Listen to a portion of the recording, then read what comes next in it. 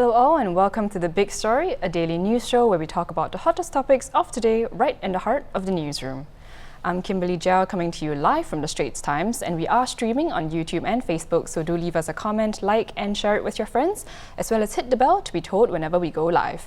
I'll be joined by a couple of my newsroom colleagues today to discuss what got you talking today. Our first story. A year after taxis and private hire cars were allowed to have inward-facing video cameras, the LTA said on Tuesday that these cameras are also allowed to make audio recordings, citing that it makes the recordings more effective in supporting investigations into inappropriate or violent behaviour, as well as fare-related disputes. So with me to talk about this is Senior Transport Correspondent Christopher Tan. Hello. Hello. So let's talk about this privacy aspect. People are comparing it to CCTV recordings. Is this the same? No, not quite. I think for CCTVs in public places, you are in an open space and you don't linger, right? Your image is going to be captured in a very fleeting manner, unless you loiter, right? And on buses and trains, you have the anonymity of a crowd. Right. But in a cab, you are the only person most of the time. Yeah. So that feeling of a camera recording every movement of yours, every noise that you make, I think it's a bit discomforting, right? Yeah. Yeah, a bit unnerving.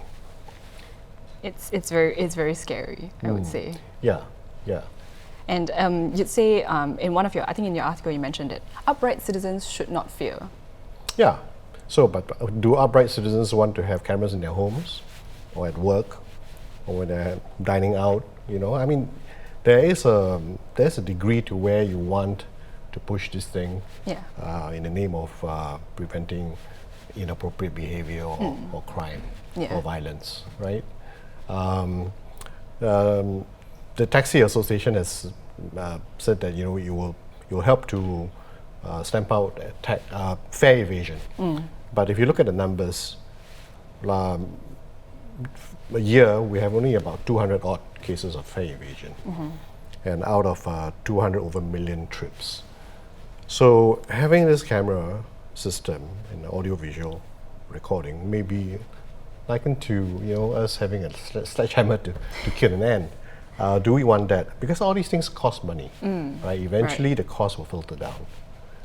Who's going to bear the cost? Yeah. And they're not going to be cheap. If you want a camera system that captures every angle of a cab or a car, it'll have to be, maybe 2 or 3. Right, one camera's not going to cut. Yeah, because if I'm up to mischief, I can sit behind the driver, and I'll be hidden. You'll be out of shot. Right, I could wear dark glasses and face masks, as a lot of people do nowadays. Yeah. For some reason or another. Yeah. Maybe it's because it makes it easier to commit crime. So you would say, in your personal opinion, you think this method doesn't really justify?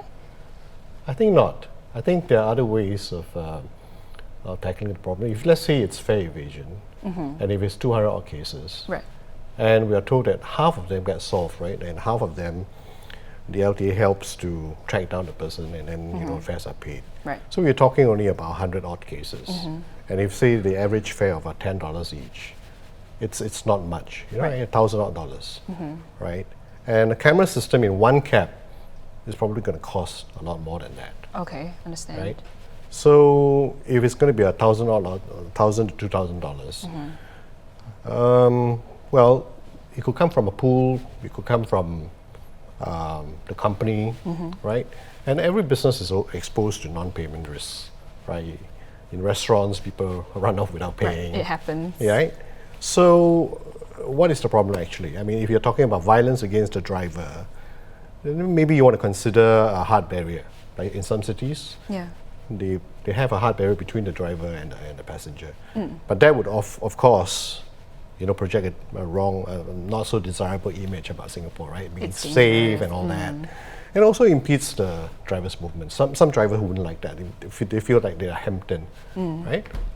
So, got to weigh everything quite carefully before we take steps to tackle problems which may not be as big as we think. Right. Right. Especially when it comes to cost. Earlier on off screen, you're sort of mentioning that LTA actually manages to cover the costs anyway and get back the cost, the thing sort of fares that people pay. Half the cases of tax evasion they manage to recover. Yeah, on average. Right. Yeah. So it's not a huge amount. It's not a huge amount. Right.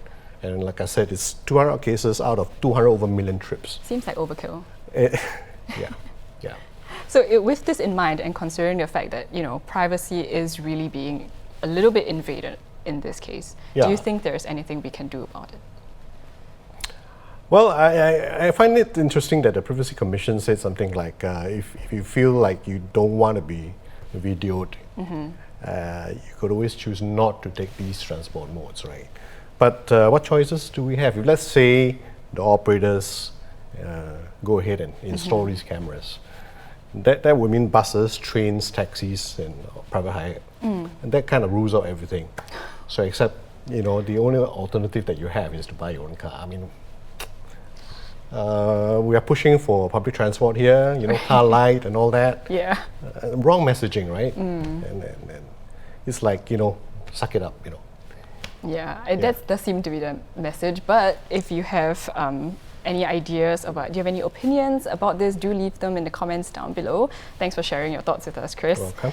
And if you'd like to keep up with this story as it develops or listen to other transport stories, do head on to www.straitstimes.com.